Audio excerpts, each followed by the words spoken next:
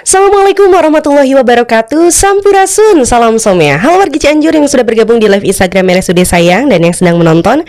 Kumaha damang, semoga dimanapun dan kapanpun selalu sehat. Gimana nih puasa hari keduanya? Semoga kita semua tetap diberikan kelancaran dan semangat sampai dengan maghrib nanti buka puasa. Oke, hari ini hari Rabu tanggal 13 Maret 2024. Podcast dokter kita kembali hadir. Kali ini edisi mengenai kesehatan ginjal untuk semua, memajukan akses yang merata terhadap perawatan dan praktik pengobatan yang optimal bersama dengan Dr. Fajar Effendi SPU. Beliau adalah dokter spesialis urologi. Oke. Jadi boleh untuk wargi Cianjur yang punya pertanyaan seputar ginjal, boleh silakan langsung tanyakan di kolom komentar. Nanti biar langsung dokter yang menjawab. Gitu. Oke, dokter, apa kabar, dok? Alhamdulillah baik. Alhamdulillah baik. Gimana puasanya hari kedua ini, dokter? Alhamdulillah lancar. Alhamdulillah lancar. Semoga kita semua juga diberikan kelancaran terus ya sampai hari kemenangan tiba. Oke, dok, kita akan membahas mengenai ginjal tentunya. Betul. Yang bertepatan dengan Hari Ginjal Sedunia 2024 ini. Hari Ginjal Sedunia itu tanggal berapa sih, dok, diperingatinya sebetulnya? Sebetulnya tanggal 9 Maret ya. 9 Maret. Oh, berarti udah lewat beberapa hari ini, tapi euforianya masih akan kita tetap rasakan gitu ya. Kenapa harus ada hari peringatan ginjal sedunia ini, dok? Ya, biar kita tidak lupa bahwa dalam tubuh kita ada dua organ yang sangat penting. Dua organ yang sangat penting. Ya. Berarti itu penting banget. Kenapa penting, dok? Karena dia berfungsi untuk menfiltrasi, mengekskresi, mereabsorpsi gitu. Jadi dia sebagai penyeimbang untuk apa yang nutrisi yang bisa diserap, nutrisi yang bisa dilepaskan, maksudnya yang berlebih dan dikeluarkan melalui urin gitu. Dan keseimbangan elektrolit juga. Biar tidak terjadi kelebihan, kalau kelebihan akan menyebabkan sesuatu hal yang tidak bagus buat tubuh kita. Iya. Oke. Itulah pentingnya kenapa kita harus aware banget terhadap ginjal ini. Ya, betul. Tapi ada juga nih yang suka ngejokes. Kita jual ginjal aja kali ya, biar supaya kaya raya. Itu kenapa? Padahal apakah sangat bahaya? Betul. Tentang kesehatan ginjal ini, dok, boleh dong, dok, dijelasin supaya nggak ada lagi nih yang ngejokes jual ginjal gitu. Jadi bagi pasien-pasien yang sudah terminal, dia sudah mengalami cuci darah atau bahasa kerennya end-stage renal disease, ESRD. Jadi dibutuhkan ginjal. Oke. Dibutuhkan ginjal. Jadi pengobatan terakhir untuk pasien-pasien yang cuci darah gitu ya, itu dibutuhkan ginjal yang bagus, fresh, yang related biasanya dari keluarga. Tetapi susah, kadang-kadang susah karena faktor sesuatu hal. Nah, adalah kalau di negara-negara lain seperti Cina, Amerika yang sudah maju, itu ada program ya yang kalau di Iran tuh yang terbaru seperti ini. Kalau di Iran dia bisa, yang terpenting itu ginjalnya bisa sesama warga negara. Itu dilindungi oleh undang-undangnya. Tapi di Indonesia tuh ada PP nomor 23 tahun 2021 tidak boleh memperjualbelikan ginjal. Jadi ada peraturannya sebetulnya nggak boleh memperjualbelikan ginjal. Nih warga Cianjur, ini ilmu baru gitu kan. Selama ini jokesnya banyak banget, dok, gitu kan, di Twitter, di TikTok, pokoknya semuanya kayak udahlah kita jual ginjal aja gitu. Tetapi pada kenyataannya kita membutuhkan organ itu. Karena jadi ada beberapa stadium 1, 2, 3, 4, 5. 5 tuh udah end-stage renal disease. Ya cuci darah seminggu 2 kali sampai seminggu 3 kali. Di RSUD Sayang Cianjur kita agak panjang ya ceritanya. Boleh, dok. Jadi kita ada 20 mesin. 20 mesin Di RSUD Cianjur. Mesin 20 mesin cuci darah. Dengan 1 bulan bisa sampai 900 pasien cuci darah. 1 bulan 900 pasien. Wah, luar biasa. Dengan pasien yang sama, tetapi pasien yang tetap itu 103. Selebihnya mungkin bisa ke rumah sakit yang di luar RSUD Sayang Cianjur. Nah, Itu. Nah, apabila udah capek, udah lelah, saya pengen bisa fresh lagi, ya dibutuhkan ginjal yang fresh. Oke. Nah, jadi ada beberapa center di Indonesia itu yang bisa. Kemarin saya mengikuti workshop online tentang di sekitar Jawa Barat baru hanya satu, yaitu RSHS. Baru dimulai, udah kedua kalinya mungkin. Kemarin pasien berhasil. Nah, itu antriannya cukup luar biasa. Di RSCM juga sama. Antrian cukup luar biasa, 1 tahun sampai 2 tahun. Nah, jadi itu dibutuhkan. Harusnya mah ada undang-undang yang bisa mensupport itu. Nanti ke depannya kan ada liver, ginjal itu. Tapi ini dibutuhkan. Betul. Bukan hanya protektif. Jadi ada pilihan. Kalau misalnya memang dibutuhkan untuk transplantasi, ya harus diwadahi. Seperti apa? Ada undang-undangnya. Betul. Gitu. Jangan sampai banyak yang menderita cuci darah, tidak bisa tertangani, tidak terfasilitasi, akhirnya ya ke Cina berobat gitu. Dan antrian nanti nggak menutup kemungkinan, karena yang salah satu spesialis yang membidangi berkolaborasi yaitu urologi yang memimpin untuk transplantasi itu. Tidak menutup kemungkinan kalau ya kita buka di RSUD Cianjur untuk melakukan transplantasi ginjal gitu ya. Waktu saya residen, saya sampai menjadi asisten juga di Rumah Sakit Zainal Abidin di Aceh. Itu berhasil. Sampai follow up-nya di ICU seminggu, di ICU terus berhasil. Itu adiknya sendiri yang mendonorkannya. Yang jadi masalah kalau nggak related kan? Iya. Kalau misalnya related dengan suami istri, takutnya ketika udah dicangkokan cerai gitu kan ya. Nah gitu kan banyak drama-dramanya gitu ya. Tapi kalau misalnya adik, kakaknya, anaknya, tapi kalau nggak related, mungkin ada yang bisa ngebantu orang lain gitu. Nah itu tidak ada wadahnya. Jadi akhirnya jadi ilegal. Jadi memang harusnya diatur sedemikian rupa lah ya, supaya tidak ilegal itu tadi. Kenapa makanya bisa jadi ilegal? Karena tidak ada wadah untuk mengatur, misalnya yang diperbolehkan hanya keluarga, misalnya gitu kan. Ini kan jadi karena tidak ada undang-undang yang mengatur itu, otomatis adalah itu ya orang-orang yang jahat yang ada sebetulnya undang-undangnya tuh, cuman ya tidak boleh diperjualbelikan gitu, hanya untuk ya berarti keluarga aja. Gimana kalau tidak cocok dengan keluarga? Itu kan belum ada undang-undang untuk fasilitasi itu. Tapi semoga kita doakan aja ke depannya. Semoga pemerintah juga concern juga nih terhadap ini, karena ini salah satu hal yang cukup penting juga ya dok ya. Karena kan pasien cuci darah itu harus selalu cuci darah gitu kan. Seumur hidup kan dok? Seumur hidup. Itu jadi kalau misalnya tidak seumur hidup, ketika sudah mempunyai calon related ya untuk ditransplantasi dan berhasil, itu nggak akan cuci darah lagi. Itu nggak akan cuci darah langsung lagi, tapi maksudnya kembali. Jadi ya memang jalan keluarnya adalah transplantasi ya. Tadi ternyata banyak juga di RSUD alatnya, kemudian juga kan itu tuh gagal ginjal, gitu kan. Coba dong dok, aku pengen tahu penyakit-penyakit apa aja sih yang sangat bahaya sehingga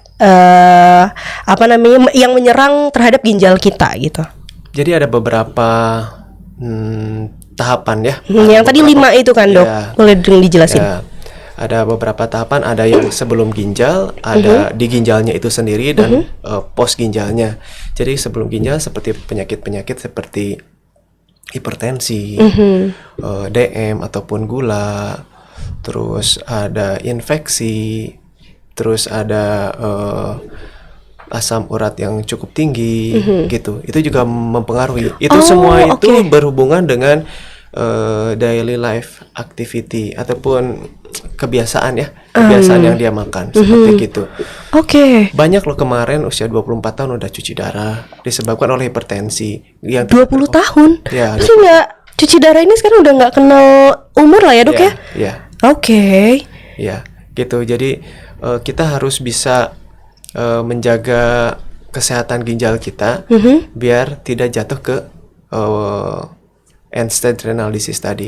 Terus yang misalnya di renalnya secara anatomis, misalnya ada glomerulonefritis, ya, itu mah ada autoimun, banyak sekarang dari faktor berbagai macam lah ya. Yang ketiganya adalah pasca COVID yang kemarin. Oke. Ya, Ada juga. Ada kasusnya pasca COVID. Bisa gitu ya? Oke. Terus yang ketiga itu POS. Nah, itu bagian urologi. Nah, bagian urologi seperti ada batu, gitu. Yang Ada dinamakan BPH yang tidak terkontrol, tidak bisa kencing yang cukup lama, tidak teratasi dengan baik. Nah, itu dapat menyebabkan kerusakan di ginjal. Gitu. Oke. Sekarang berarti pertanyaannya gimana caranya atau gimana kita caranya bisa menjaga ginjal kita agar tetap sehat, Dok? Nah, itu ya kita harus tahu diri kita sendiri dulu. Oke, kenali diri sendiri ya. Kalau misalnya kalau nggak salah di dinas kesehatan itu ada cek kas gitu. Ya, Cek kesehatan. Iya. Cek kesehatan sedini mungkin. Dari usia, wah sekarang kan makanan luar biasa ya. Iya. Ada berbagai macam asupan gula yang luar biasa. Luar biasa. Asupan Nggak terkontrol. natrium yang luar biasa. Betul, Dok. Apa sih dok natrium teh gitu? Ya itu NaCl, garam. Oke. Garam yang seblak lah, kurang asin tuh harus tambah lagi kan? Kalau makan harus pakai garam. Aku punya teman kayak gitu, Dok. Jadi kayak dia berasa nggak makan kalau dia nggak mencampuri nasinya dengan puruluk itu. Garam gitu ya. Oke, itu sangat bahaya juga berarti, Dok. Kadar gula yang berlebih, itu harus dilihat apakah kita mempunyai kecenderungan untuk seperti itu, seperti hipertensi, gula, ataupun turunan. Nah, Oke, jadi bisa genetik. bisa genetik, wah orang tua saya gula nih, kita harus waspada. Jadi faktor penyakit, pendukung lainnya yang harus diingat gitu ya. Kalau misalnya penyakit ginjalnya sebetulnya enggak genetik, Dok. Ada yang genetik, ada yang genetik tadi yang tengah-tengah yang di renal itu sendiri ada kerusakan. Tapi kan kita harus tahu dulu kalau ada hipertensi, gula. Nah, ini menyokong untuk nah dari gulanya itu terlalu kondisinya kurang lama itu dapat menyebabkan kurang bagus juga sehingga terdapat kerusakan di ginjal. Fungsi ginjal tadi ada 3 tadi: filtrasi, reabsorpsi, dan ekskresi. Ya filtrasi menyaring. Nah nanti lah kita ngebahas lagi gimana cara lagi. Oke. Ini salah satu nanti yang akan kita kontenkan mungkin ya, Oke, filtrasi terus. Filtrasi kita reabsorpsi, jadi wah ini udah difiltrasi, ada sisa-sisa nutrisi nih, kita saring lagi. Disaring gulanya, lagi. Ada gula. Nah, ketika udah tersaring lagi, diserap lagi oleh tubuh, nah kita baru ekskresi, dikeluarkan. Makanya ketika kita diurinalisis ataupun cek air kencing, ketika ada protein berarti ada kebocoran. Kalau ada gula, ada kebocoran juga. Nggak boleh ada glukosa di sana. Jadi kata orang Sunda mah jebol lah saringannya. Jebol. Iya. Oke. Ya. Berarti kalau misalnya Grisel dengar dari dokter tadi, kebanyakan itu dari makanan ya, Dok ya? Makanan. Jadi penyakit ini memang nggak tok langsung, tapi memang ada beberapa penyokong penyakit lainnya yang jadinya kita harus sangat memperhatikan makanan gitu ya. Kadang kan kita juga mengkonsumsi makanan teh sekarang sembarangan aja, yang penting enak, segar gitu kan, bisa kenyang. Yang penting maknyos, betul. Padahal nggak bisa kayak gitu karena itu efek sampingnya bisa sampai tadi ke penyakit ginjal dan berakhir di cuci darah ketika ginjal sudah rusak ya, Dok ya. Dan cuci darah itu kata dokter tadi berlangsung harus dengan waktu yang sudah ditentukan, berikut juga selama seumur hidup gitu. Dan kita aja minum obat suka ngeluh gitu kan ya, sehari 3 kali gitu. Ini ada juga kemarin juga Grisel kayak hemodialisa kayak seminggu itu 3 kali, 2 kali itu kan cukup lumayan melelahkan. takes time ya dia membutuhkan waktu mengantarnya. Nah, itu. Ya, nah kita ada program pemerintah lagi, Teh. Apa tuh? Program pemerintah bahwa 10% dari pasien-pasien yang cuci darah itu bisa menggunakan CAPD. Apa tuh, Dok? CAPD itu Continuous Ambulatory Peritoneal Dialysis. Jadi cuci darah mandiri di rumah. Oh, oke. Nah, Bisa gitu, Dok? Bisa. Itu dipasangnya sama urolog. Dipasang di urolog. Jadi Oke. nanti itu di cover oleh BPJS. Oh, di cover oleh oke, itu Cuci yang darah. penting. Rata-rata pasti warga Cianjur mempertanyakan itu, Dok. Ya. Gimana nih gitu pembayarannya? Itu bisa di cover BPJS, ya? BPJS. Oke. Jadi itu saya sosialisasi juga bahwa aduh, ada pilihan. Nanti mungkin konfirmasi ke dokternya. Saya biasa ke penyakit ada nanti ke dokter penyakit dalamnya. Dok, ada nggak misalnya saya tidak mau cuci darah tapi tidak membutuhkan waktu yang lama, ya saya nggak mau bolak-balik ke rumah sakit gitu. Oh, ada, yaitu CAPD. CAPD itu Oke. kita memasukkan selang, tapi memang invasif juga sih. Memasang selang ke dalam perut. Melalui Melalui kulit di dalam perut. Nanti ada selang, nanti Oke. dia cuci darah sendiri. Oh, Ya, gitu ya? bisa. Emang nggak bayang sih. Jadi Keren ya, Dok, ya? karena kenapa cuci darah? Kita kalau di sini kan mesinnya besar kan? Nah, nanti kalau CAPD yang mencucinya adalah bukan ginjal, tetapi lapisan dinding perut, yaitu peritoneumnya. Oke. Ya, dia yang membilasnya sendiri. Ditunggu 30 menit, nanti dikeluarkan lagi oleh cairan itu. Luar biasa, gitu. Itu literally dicuci, Dok. Bukan susu ya, bukan susu pakai Bukan deterjen susu ya, bukan. Tetapi dia ada proses difusi, osmolaritas gitu ya. Jadi ada yang elektrolit yang diserap dan ada yang dibuang juga gitu. Itu di perut. Gitu. Ada yang bisa bertahan sampai beberapa tahun, 5 tahun, 6 tahun. Oh. Banyak kok yang cuci darah juga tidak sampai mengerikan gitu. Wah, ini cuci darah enggak? Ada kemarin saya lihat, saya baca-baca juga kan, ternyata wah ada yang sampai mengerjakan skripsi, ada lulus Sambil juga, ya? sambil, ya, gitu. Jadi ya apapun yang terjadi, hidup tetap harus jalan kan? Betul, Ya. betul. Jangan mellow katanya, tetap harus jalan. Jangan galau. Galau ya. Oke, untuk warga Cianjur yang punya pertanyaan seputar ginjal, boleh silahkan tuliskan pertanyaannya di kolom komentar ya. Oke, ya ada kok salah satu konten di Instagram RSUD Sayang juga yang kita pernah room tour juga di ruang hemodialisa. Bisa dilihat sendiri deh, pasien-pasiennya tuh nggak ada yang murung, Dok. Ya. Mereka semua ceria gitu, termasuk orang-orang yang mengantarnya, sangat amat kompak gitu loh. Ya.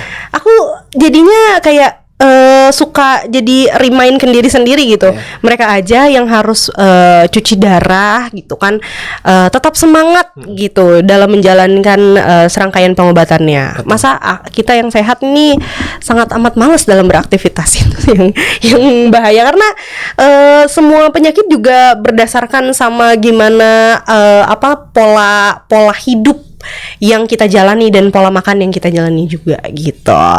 Sudah ada beberapa pertanyaan yang masuk. Kita akan bacakan satu persatu pertanyaannya, Dok. Oke, yang pertama ada Bapak Abu Naziah. Assalamualaikum pagi, Dok. Jika seorang dicek urin lalu pada parameter hasilnya terdapat Ca oksalat positif, itu maksudnya gimana ya, Dok? Apakah berbahaya dan apakah mempengaruhi fungsi ginjal? Nuhun. Silahkan dijawab. Jadi ada beberapa kandung batu tuh ada beberapa ya. Ada kalau waktu dulu tuh kalau batu kita dapat batu terus dicek di lab. Itu ada beberapa kandungan, ada magnesium amonium fosfat. Nah, itu yang infeksi nih. Terus ada urat, ada asam urat ya. Asam urat. Terus ada kalsium oksalat yang dimaksud Bapak Abu Najia ini. Ini kalsium oksalat. Oke. Nah, itu ada kemungkinan kecenderungan bahwa di salurannya ada terdapat kristal-kristal yang mengandung kalsium oksalat. Bukan berarti wah itu pasti ada batu. Nggak seperti itu juga. Nah, itu nanti kita bisa terapi. Apa nih yang harus kita terapi? Ada batu tuh banyak kandungannya gitu. Tadi kan disebutkan ada uric acid, asam uratnya, ada kalsium oksalatnya, ada magnesium amonium fosfat gitu ya, ada statin gitu, banyak kandungannya. Nah kalau misalnya ada kalsium oksalat, ya ada kemungkinan ada kristal-kristal kalsium oksalat. Tapi bukan berarti wah itu jelas positif ada batu. Tinggal kita pemeriksaan penunjang yang lainnya. Nah satu lagi itu apakah mempengaruhi fungsi ginjal? Ya, kalau berlebih banyak dan menyebabkan kompak. Jadi kompak, jadi ada menghalangi saluran ekskresinya dari ginjal, ureter, kandung kencing sampai uretra. Nah itu dapat menyebabkan tersumbatnya aliran urin atau air kencing. Nah itu dapat menyebabkan kerusakan pada fungsi ginjalnya gitu. Seperti itu. Semoga menjawab pertanyaannya ya. Ada lagi? Oke, ada lagi dari Bapak Randi Rizky Rifajar. Selamat pagi dok, bagaimana cara menjaga kesehatan ginjal selama bulan Ramadan? Ya, jadi untuk tetap seperti aktivitas biasanya, cuman tidak makan dan minum pada pagi dan siang sampai sore hari. Pagi sampai sore. Ya, tetap kan kita kerja, tetap kita suka olahraga gitu. Jadi tidak menghalangi, cuman memindahkan waktu makan dan minum aja. Oke. Dari pagi sampai biasanya minum 1,5 liter ya split aja. Lakukan itu. Tetap lakukan itu. Lakukan olahraga. Tetapi jangan sampai pas olahraga lupa langsung minum. Nggak gitu. Nah ketika makan misalnya langsung yang betul yang manis, tapi ingat itu glycemic index langsung tinggi. Nah, cari yang paling aman. Bisa kurma gitu. Jangan langsung satu piring nasi banyak gitu ya. Siapa itu? Ya, jadi langsung glycemic indexnya langsung tinggi. Oke. Gitu. Jadi kadar gulanya langsung tinggi. Jadi harus bertahap dulu. Bertahap ya. Gitu. Ya jangan kolak, kemudian cendol, abis itu pisang goreng, coklat ya geningnya. Bala-bala tuh kan. Ya begitulah kan, dok ya. Meskipun itu wah dah dok korkot mah gak manis, tapi ingat tepung-tepungan karbohidrat itu merupakan salah satu glukosa gitu. Itu yang harus diingat warga Cianjur ya. Memang untuk sehat itu betul pengorbanan. Sulit dan itu pengorbanan. Tapi nggak apa-apa, kita mending sehat ya dok ya. Kita sehat. lebih baik menjaga, mencegah daripada mengobati. Betul. Karena nanti akan sangat berpengaruh. Mengerikan lah gitu. Oke dok, ada lagi? Ada. Dari Bapak Andriana Ibrahim. Assalamualaikum dok, izin bertanya, kalau misalkan pasien gagal ginjal, apakah menghambat dalam memiliki keturunan? Apakah ada korelasinya dok? Salah satu infertilitas, itu definisi infertilitas tuh dia melakukan hubungan tanpa menggunakan kontrasepsi dalam jangka waktu 1 tahun. Nah, untuk dari prianya itu suka diberikan informasi atau kita menggali wawancara apakah punya riwayat hipertensi, gula, penggunaan obat-obatan, punya jantung, dan sampai ke tahap punya gagal ginjal. Karena itu juga berhubungan erat. Oh, ya. Ternyata berhubungan erat ya dok. Berhubungan erat karena untuk nutrisi ya. Nutrisi yang harus dibentuk oleh testisnya gitu ya, karena nutrisi juga harus dipentingkan dalam pembentukan spermatozoa gitu ya. Seperti itu. Jadi apakah akan tapi tidak mutlak ya, tidak mutlak bahwa ini gara-gara enggak. Yang penting kita lihat dulu analisa spermanya apakah bagus atau tidak. Tidak ada kekurangan dari jumlah, motilitas dari spermanya atau dari bentuk spermanya gitu. Oke. Berpengaruh tapi kita harus lihat lagi dilihat secara keseluruhan ya dok ya. Oke. Jadi tidak menutup kemungkinan untuk hamil, tapi kita lihat dulu apakah ada faktor dari hasil spermanya atau tidak. Oke. Gitu. Pemeriksaan itu bisa dilakukan di RSUD nggak? Bisa, ada analisa sperma bisa. Bisa ya. Semua ada solusinya di RSUD sayang Somea. Oke, ada lagi di pertanyaan yang masuk dari Ibu Puspita Puspa. Pagi dok, mau tanya, kalau sakit pinggang, apa itu disebabkan karena ginjal dan apa yang terjadi jika salah satu ginjal itu rusak dok? Terima kasih Bu Puspita. Jadi kebanyakan mindset di masyarakat itu bahwa kalau sakit pinggang, meskipun sakit pinggangnya misalnya bapak-bapak petani habis nyangkul, pekerja kasar, nanti bilang, aduh saya sakit ini ginjal nih. Belum tentu. Belum tentu. Karena di sana yang harus kita ketahui bahwa di sana ada beberapa komponen, ada tulang, ada otot, betul. gitu ya. Jadi itu belum tentu juga, makanya kita periksa lebih lanjut. Kita ada di RSUD Sayang Cianjur itu kita kalau langsung ke poli saya nanti di USG. Apakah ada bengkaknya, ada kelainan-kelainan lain, apakah ada sesuatu hal lah ya. Tapi tidak menutup kemungkinan tidak semuanya itu harus batu, ya. Enggak semuanya seperti itu. Gitu. Mungkin otot aja, mungkin harus dikasih penghangat dikit gitu. Biar lebih enak lagi gaya. Oke, jadi sebetulnya kapan kita harus memeriksakan kesehatan ginjal kita? Ketika kita seperti apa, dok? Biasa kita ada beberapa parameter ya. Ciri-ciri gitu ya. Ciri-cirinya dari kalau paling itu ada volume urin. Oh, oke. Ya, volume urin. Misalnya kalau volume urin kurang dari 400, tidak, waduh saya dari pagi sampai sore 24 jam kok kencingnya sedikit ya? Oke. Nggak ada urin sama sekali. Tapi ini nggak sakit.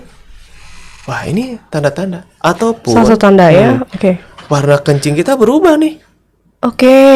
Biasanya kan kuning lebih jernih. Lebih jernih. Iya. Ini kenapa jadi ada seperti merah bata, seperti agak keruh ke coklat gitu ya. Bata coklat gelap gitu. Nah, itu ada sesuatu hal. Nanti saya caranin untuk diperiksa. Jadi jangan, wah saya nggak enak nih nggak kencing-kencing, tapi badan saya lesu ini. Oh, oke. Nah, itu adalah ciri dan gejala berarti, dok? Ya kemungkinan ada sesuatu hal di ekskresinya. Nah, jangan kenapa. Nah, ini berhubungan juga dengan misalnya harus di tata laksana harus cepat pada pasien-pasien diare. Kenapa pasien-pasien diare itu ketika BAB-nya sangat masif gitu, beberapa kali dikasihnya elektrolit dan minum. Bukan obat pemampet, tapi minum. Karena untuk mengganti elektrolit cairan yang hilang pada saat itu. Apabila cairan hilang, itu akan membuat ginjal dia harus mengeluarkan, dia kerjanya sangat capek gitu. Dia butuh asupan cairan. Jadi terapi pertama adalah cairan. Hal simpel diare itu seperti itu. Tuh. Jadi ketika diare, apa yang terjadi? Wah, diare, cepat minum. Mungkin diare itu gara-gara seblak dan harus racun-racunnya harus dikeluarkan. Iya, betul. Nggak usah ke rumah sakit, yang penting minum. Nanti ketika racun toksinnya keluar, dieskresi, baik lagi. Bukan dipakai pemampet gitu. Nanti berarti racun-racunnya di dalam tubuh. Jadi minum aja. Jadi lebih baik banyak minum ya, dok ya. Tapi kalau udah minum langsung muntah, nah itu beda lagi kan. Berarti kita harus menggunakan parenteral gitu, cari di infus gitu. Jadi ya bisa ditangani di rumah terlebih dahulu. Bisa ditangani di rumah terlebih dahulu. Gimana caranya kita misalnya nggak ke dokter deh, tapi gimana caranya kita bisa memeriksakan diri kita sendiri di rumah? Bisa nggak sih, dok? Contoh gini, assessment pada diri sendiri. Ketika, kencing kok agak pekat nih, minum aja yang banyak. Minum 1000 atau ketika kencingnya jernih lagi, ya alhamdulillah. Sesimpel itu ya berarti. Jadi kita jangan sampai, kadang-kadang kalau sekarang kan media informasi itu kita diserang Apalagi kalau suka lihat beberapa jam di TikTok, oh ini banyak info-info tentang ke bikin kita cemas. Nah, itu mengganggu juga. Oke. Wah, semuanya pengen diperiksa gitu. Padahal tidak terjadi apa-apa. Itu membuat psikisnya juga terganggu. Jadi yang pertama kita harus mengenali diri sendiri dulu sih, seperti apa. Kita kemarin makan apa, apakah ada penyebabnya enggak gitu. Sehingga kita bisa mengakses. Nanti kita setelah, wah ini saya tidak ada solusi nih, baru diperiksakan seperti itu. Oke, ini juga Grisel ada titipan pertanyaan Dok yang masuk ke Instagram Grisel. Kalau pipis terakhirnya nyeri, itu kenapa? Terus pinggang kanan sakit, solusinya apa Dok? Obatnya apa? Posisi ginjal tuh ada di mana sih Dok sebetulnya? Posisi ginjal itu di kanan dan kiri. Kanan dan kiri? Iya, Oke. di bagian belakang. Oke. Di bagian belakang. Jadi dia tidak disanggah oleh tulang, tetapi dilindungi oleh lemak. Cuma digantung oleh dua pembuluh darah, vena dan arteri renalis. Gitu. Sebesar apa sih Dok? Sekepal tangan kita. Oh, oke. Nah, posisinya yang sebelah kanan agak bawah karena di atasnya ada liver atau hati. Nah, kalau sebelah kiri agak atas. Gitu. Oh, nggak menempel Enggak. gitu ya? Kalau menempel ada beda penyakitnya, namanya horsus kidney. Seperti ginjal tapal kuda. Bawahnya nempel gitu. Nah, itu harus biasanya agak sakit sih ya pasiennya. Nah, kalau ini ginjal tuh ada dua. Bentuknya seperti kepalan tangan kita. Kalau tapak tangan kita imut ya segede gitu. Segini berarti ya. Ginjal Grisel. Oke Dok. Balik ke topik yang tadi. Kenapa kalau pipis terakhirnya terakhirannya nyeri gitu? Ya, kita harus tanya apakah kemarin makan pedas-pedas. Nah, itu juga ngaruh. Nanti kita lihat urinalisisnya, apakah ada leukositnya, ada eritrositnya, bisa ISK, infeksi saluran kencing, gitu. Nah, akhirnya kebiasaan nanti jatuh-jatuhnya ke kebiasaan kita, terutama pada perempuan ya, yang namanya perempuan ya. Ke Grisel laki-laki Dok. Itu titipan pertanyaan ya. Oke.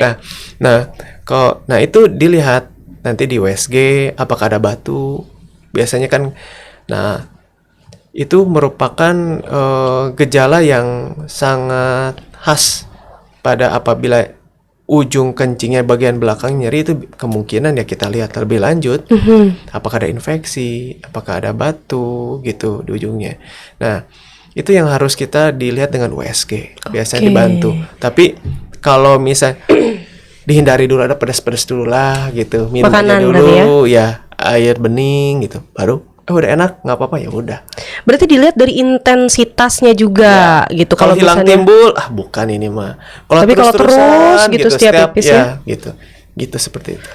Oke, jadi memang harus diperiksakan kembali. Selain tadi intensitas dari nyeri ketika pipisnya itu sendiri, berarti warna dari urinnya itu sendiri ya. Betul.